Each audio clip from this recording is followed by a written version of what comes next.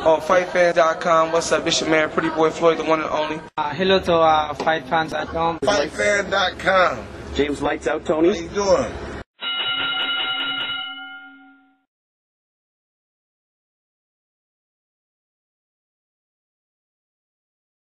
Welterweight Champion Paul the Punisher Williams. WBO Welterweight Champion, finally. Paul, thanks for taking the time to talk to fight fans. You're currently in training for your fight with Carlos Quintana on February 9th. Tell us how is training going?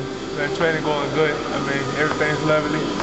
You know, so we're here on Saturday getting our work in. So training camp has been very blessed. It's been good. We haven't had a chance to talk to you since you won the world title beating Margarito. How does it feel to finally be a champion? It feels good. You know, the only thing that changed is people say champ now. Okay. We wanted to start off by asking you to reflect on that fight. It was a long time in the making for you. Tell us your thoughts on the Margarito fight and how it went for you. Well, the thoughts on my Margarito fight, I knew I was going to come out on top, you know.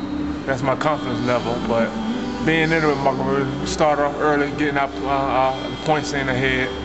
And then Margarito showed he was a true champion. He started coming on. So by him coming on, it made the fight more interesting and stuff, but I couldn't break, you know what I'm saying, crack up in the fight. I had to keep my composure and keep doing what a champion to do. So I proved it to everybody that I deserved this title, you know. He had a big 11th round, but the 12th round came in and shut it down, so it was a good, exciting fight. You started out very fast and it was clear that your hand speed and volume bothered him. Did you think that would be the case? Tell us about your game plan.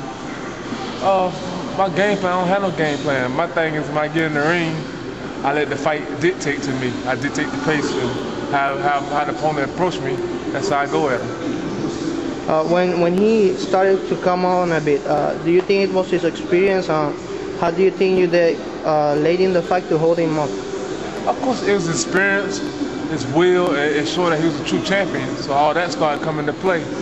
But the will, my will was, hey, I know Margarito was peace and told me. We knew Margarito was gonna have his moments in the fight.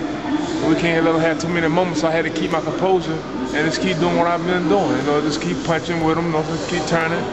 You know, he was coming on, so okay, I'm gonna slow my footwork down. I keep my punch count up. You know, but it's a real tough fight, you know, so I appreciate that fight with Margarito. It made me think a whole lot that being in 12 rounds with him like that, a hard fight like that, I can go that, so I won't have no problem with nobody else going like that. Exactly. You displayed a lot of heart coming on strong in round 12. It was one of your first times late in a fight like that. How do you feel you did under that pressure? But like you say, pressure busts pipes, but that pipe wasn't gonna bust. I had to keep my composure, and then, you know, all the training that we've been through, you know what I'm saying, all that came to play. And, you know, I had so many people riding with me on this, you know, so all the prayers, I feel every prayer that I had in that fight, you know. And it's just a blessing that I kept my composure, you know, and I kept doing what I do best, and that's fight. And now that the fight is over and you won, what do you think of Margarito as a fighter? Did anything about him surprise you? Oh yeah, I mean, Margarito, in my book, he's still a champion. You know, the man, you know what I'm saying, only lost his championship to me. You know, so he hold it for like 8, 10 years, something like that, he hold his title. So I got a lot of respect for Margarito, for him, you know what I'm saying, accepting the challenge. He could have just gave the belt up and went somewhere, but he chose to fight me and knew it could be a big risk. And, you know, we went out there and we put on a good show, you know, and I take my hat off for him for teaching me how to do them 12 rounds hard like that. Okay, Paul, the welterweight division is the hottest division in boxing right now. And you're near the top with a title. What do you see ahead for yourself in 2008? I see big things in 2008. All I got to do is keep winning. If I keep winning, you know what I'm saying, doors can open up like they're already opening up. It was looking like a fight with Kermit Cintron was on tap, but an injury to him seemed to derail that fight. He's since come out and signed to fight Margarito. Were you disappointed that fight did not come up? The only thing I was disappointed about was me not getting a chance to get another title. But other than that, you know, hey, that's boxing, you know. Some guys be in, next minute they out. So I just kept my momentum going, and I'm focused on Quintana. Okay, you now got Carlos Quintana on February 9th. What do you know about Quintana, and what do you expect from that fight? I expect it to be a good fight, you know. The man only lost one fight, and that was a championship fight, so you know, so I'm not going to underestimate Quintana. I never underestimate none of my opponents, but, you know, I'm going there and showing that I'm the champion. How many fights would you like to have this year if it was up to you? We'll get about 3 fights this year. We wanted to ask you a little more about the title picture at 147. Are unification fights a big goal for this year? I hope the fans and the public get behind the boxing organization and tell them they demand, you know what I'm saying, and they don't want, and the networks don't want to see no other fights unless it's unification fights. You know, so I think those guys should get up off them belts. Tell us what you think about Floyd Mayweather's decision to take a break from boxing.